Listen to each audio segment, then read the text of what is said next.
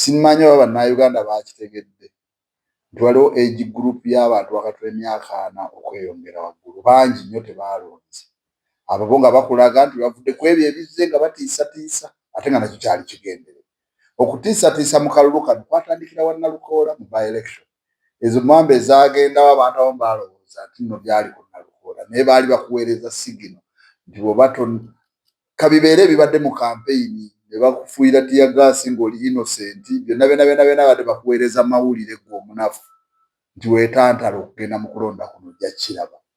era amazima gali nti simanyi bannayuganda sirowooza nti bakyogeddeko naye ng'abantu abalonze ku luno naddala abakulu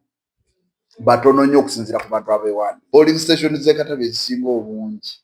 amagye n'abakuumaddembe baawamba materials zonna ze baasanga ku polling station nga bawambirako ne ba polling officers beje bo baabaleka naye n'abalondesa aba electoral commission naye baabawambanga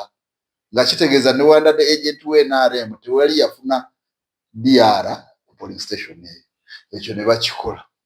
ekyasembayo era mu Busiro South ye Katabi Kitende